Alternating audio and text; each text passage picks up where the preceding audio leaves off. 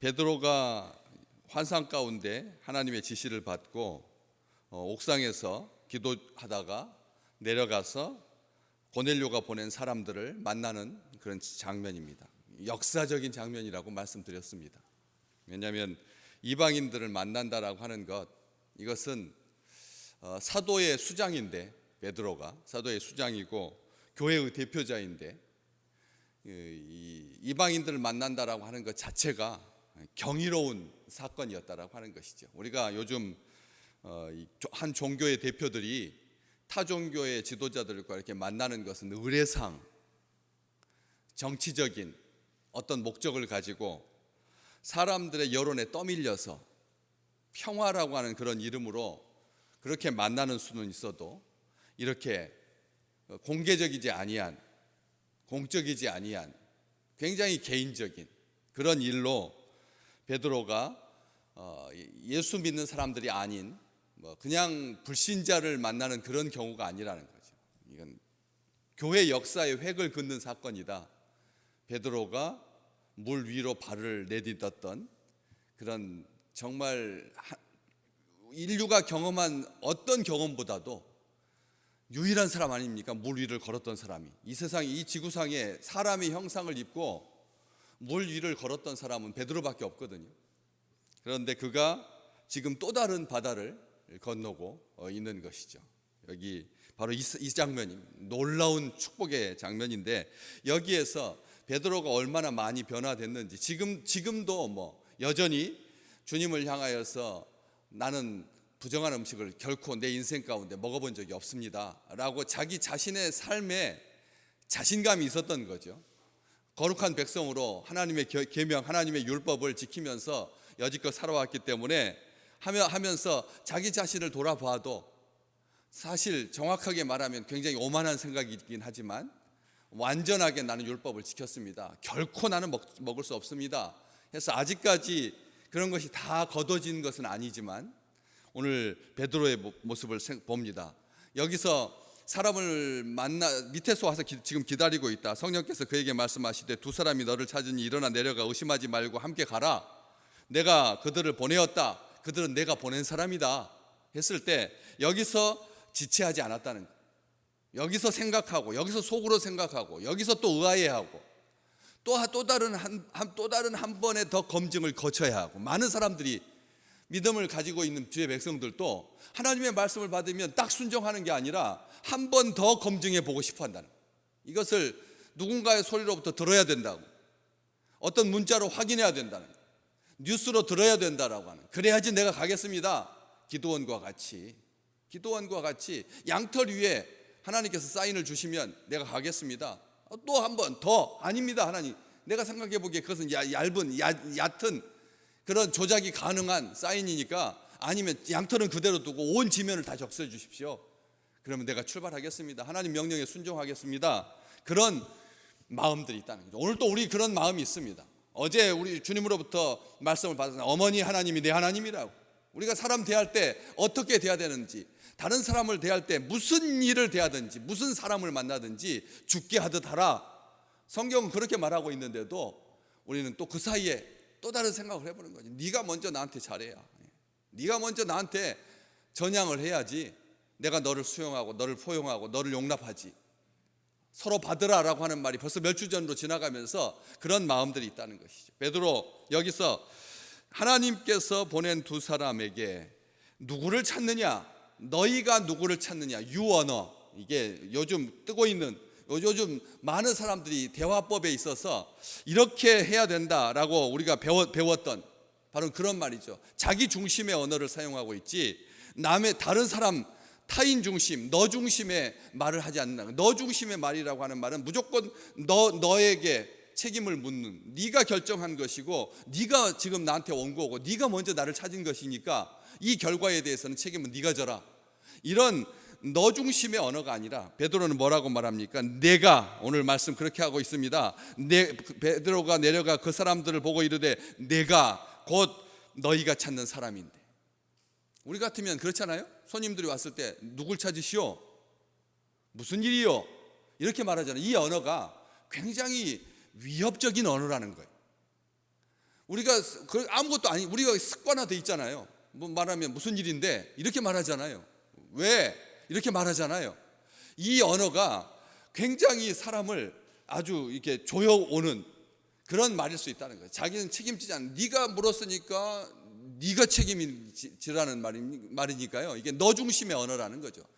현대의 뭐 사회 심리적인 그런 관계적인 그런 차원을 다 떠나서 우리가 불쑥 내미는 그 말이 굉장히 아무것도 없어, 주어도 없고 아무것도 없이 그냥 딱 어떤 현실에 대해서 그렇게 질문함으로 말미암아 사람을 경직시킨다는 거예요.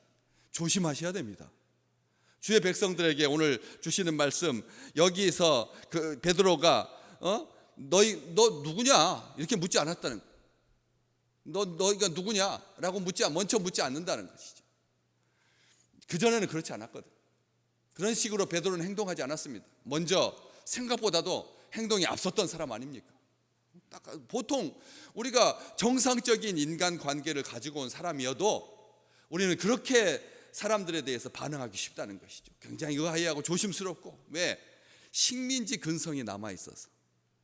식민지 근성이 남아있어서 사람들이 세 사람, 두 사람 보냈다고 했는데 이 와가지고 문 앞에 딱 서가지고 서 있을 때 한 사람은 부하 중에 경건한 사람이었잖아요. 고넬료가 보낸 사람, 로마 군인인 거죠. 로마 군인과 하인들은 주로 식민지 백성들 가운데 하인들을 뽑았으니까 자기 유대인일 수도 있고 또 자기 족속이 아닌 다른 이방인들, 시리아 쪽이라든지 가버나움에서 가까운 그쪽에 있는 사람들 뽑아다가 유대인 아닌 사람으로 하인을 뒀을 수도 있고, 그렇죠. 그런 사람 두 사람이 딱 서 있을 때 베드로가 자기가 먼저 의심하고 자기가 두려워하고 숨고 회피하지 아니야. 식민지 사람들이 가지고 있는 특징 하나가 경찰 관에 근무하는 사람이 앞에 딱 서 있으면 1차적으로 마음이 움츠러들게 돼 있잖아요. 우리도 그렇지 않습니까? 정정당당하고 모든 일에 자신이 있을지라도 한번 이 경찰서에 이렇게 한번 들어갔다 가서 조서만 받아도 사람이 달라지던데요. 우리가 노예 일을 하다 보니까 그런 일로 인해서 불가피하게 임원들 중에 그런 일과 관련해서 조사를 받기 위해서 잠시 1시간, 2시간, 많지도 않습니다. 한두 시간 경찰서에 다녀왔는데 그 다음부터는 처음에 들어갈 때는 나는 이 사람을 보호하기 위해서이고 나는 객관적인 입장을 가지고 만나는 것뿐이다 하고 들어갔는데 시간이 지날수록 점점 위축되더라는 거예요. 딱 자기가 죄수라는 거예요. 자기가 조사받는 사람이라는 거예요. 이렇게 된다는 겁니다. 지금은 당당하고 무슨 소리냐고 이렇게 말해도 일단 한번 그렇게 경찰서에 가서 조사를 받기 시작하면 사람 대하는 태도가 달라지더라고요. 그렇게 말씀하시더라고요. 제가 옆에서 들었습니다. 그렇게 확인했습니다. 저도 그런 경우를 당했고요.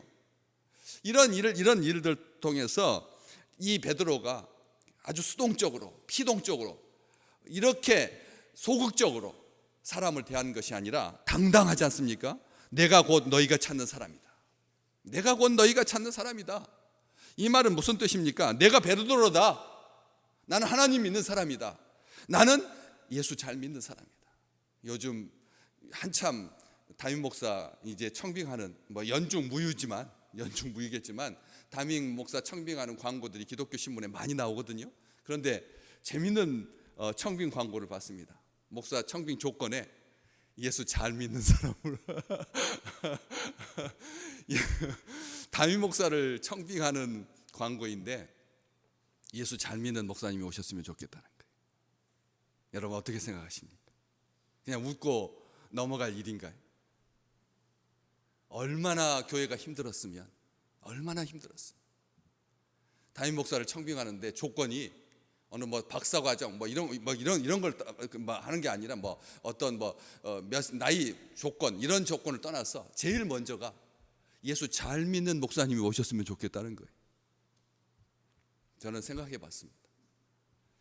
우리가 다른 거 다 떠나서 인생을 살면서 이제 주님 앞에 이 한 가지 사실, 나는 베드로다. 나는 예수 믿는 사람이다. 나는 예수의 제자다.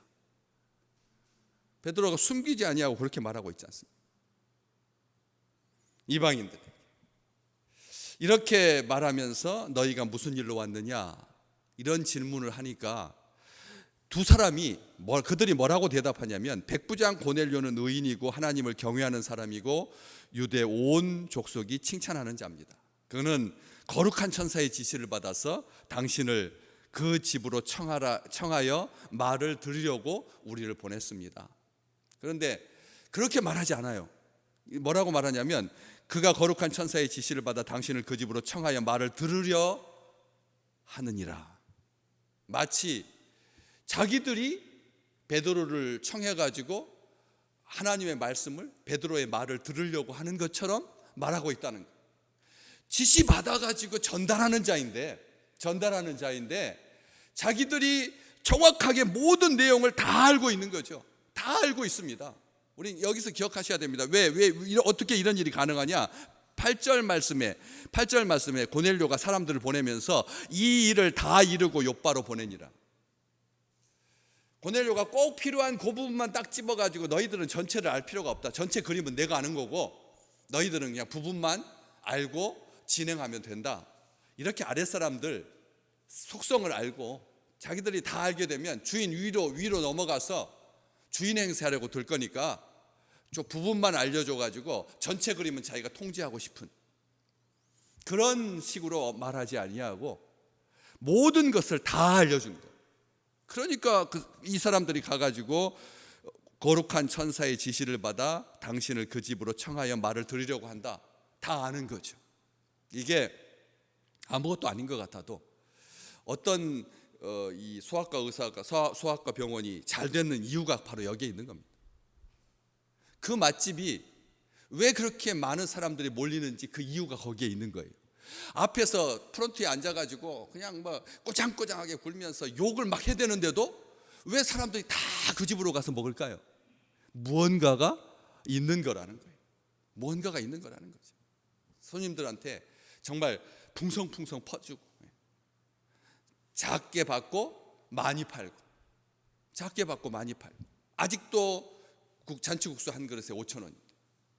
그렇게 장사가 잘 되는 이유가 어디에 있는지, 그가 사람을 대하는 관계에 있어서 말은 욕인데, 말은 이렇게 욕을 많이 거치는 분들은 사실은 굉장히 약한 사람들입니다. 아시죠? 욕 막 거친 사람들은 그 사람이 거친 게 아니에요. 사실은 두려우니까 그렇게 왈왈왈왈 하는 거예요. 두려우니까 왈왈 하는 거예요. 우리 성도들 가운데서도 조금 말이 좀 세신 분들이 계세요. 제가 옆에서 딱 목사님 옆에 왔는데도 모르고 그냥 막 그렇게 평상시 하던 습관대로 하시는 분들이 계시더라고요. 그런데 제가 그 사람을 위해서 기도합니다. 그를 위해서 기도해 줍니다. 왜? 인생을 대하면서 많은 두려움 가운데 자기가 얕보였다가는 얕잡아 보일 수 있다라고 하는 것 때문에 사람과의 관계에서 그렇게 일부러 그쪽을 강화시켜 온 거거든. 그렇기 때문에 이런 이 일들로 인하여서 이 사람 관계가 평상시에 어떤 정성과 어떤 관계로 이루어졌느냐가 바로 이 자리에서 딱 나오게 되는 거죠. 그들이 말합니다. 백부장 고넬료는 의인이요 하나님을 경외하는 사람입니다. 우리가 왜 무슨 일로 왔느냐 그러면 그 일만 말하면 되잖아요. 고넬료라고 하는 로마의 백부장이 당신을 청합니다.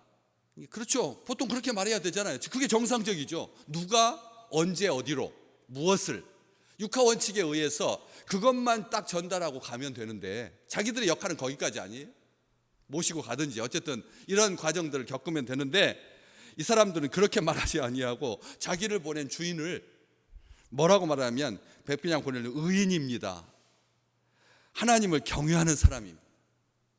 온 유대 족속이 칭찬하는 사람입니다. 천사의 지시를 받은 사람인데 거룩한 천사의 지시를 받았습니다. 여러분 오늘 어떤 일을 수행할 때 이런 식으로 말하시기를 주의 이름으로 축복합니다. 우리가 그렇잖아요. 어떤 일을 행할 때 있어서 그 어떤 팩트만 말하는 것이 아니라 그것과 관련된 모든 것을 다 알고 그리고 칭찬하고 의인입니다. 하나님을 경외하는 사람입니다. 유대 온 족속이 칭찬하는 사람입니다. 의인이고 하나님을 경외하는 사람이고 온 유대인이 칭찬하는 사람입니다. 우리 귀한 식구들이 그랬으면 좋겠습니다. 의인이고 하나님을 경외하는 자이고, 그리고 온 사람들이, 모든 사람들이 칭찬하는 그런 사람이 되셔서, 그래서 하나님께서 이 일을 통해서 새 바다를 여시는, 새 하늘을 여시는 그런 경이로운 그런 역사를 우리가 보듯이 우리 생애 가운데, 모든 관계 가운데 어머니 하나님이 내 하나님이고 서로 받고, 이렇게 하여서, 그래서 삶의 모든 영역에서 하나님의 절대 주권을 인정하고 하나님 믿고 의지하고 순종하여서 무엇을 하든지 형통의 복을 누리는 아름다운 귀한 백성들 되시기를 주의 이름으로 축복합니다. 순탄케 만나게 해주시고 순적하게 만나게 하시고, 그래서 베드로가 불러들여서 그냥 왔다고 해서 그냥 그럽시다 그런 게 아니라, 점심시간 바로 어간이거든요. 그때 부지런히 출발하면 50여 킬로 정도 되니까 밤 늦게 도착할 수 있습니다. 한 10시간 뒤니까 1시부터 출발하면 한 새벽 1시쯤에 도착할 수 있거든요. 그런데 길에서 밤을 맞지 아니하도록 일단 자고 다음 날 출발하게. 23절 후반부, 이튿날 일어나 그들과 함께 갈새. 이렇게 사람을 따뜻하게 대하는 거죠. 그렇잖아요? 하나님의 일이니까 그냥 곧바로 출발해도 그게 즉각 순종이고, 그게 모든 일 가운데서 아주 탁월하게 일하는 방법이잖아요. 지나보니까 그러잖아요. 미루면 안 된다는 거 우리가 알잖아요. 그래서 금방 가지 아니하고 불러들여서 같이 먹이고 재운 다음에 다음 날 아침 일찍 출발하면 10시간 걸려서 천천히 가도 한나절이면, 하루면 갈 수 있는 그 길에 도달하게 하신 것처럼 주님께서 오늘 우리를 피곤한 채 막 몰지 않으실 겁니다. 피곤한 채 막 몰지 않으십니다. 우리가 우리의 육신이 온전하게 쉴 수 있도록 주님께서 그렇게 순탄케 하시고 순적하게 하셔서, 하나님은 나의 도움과 방패이십니다, 그렇게 고백하는 참 행복한 귀한 날 되시기를 주의 이름으로 축복합니다.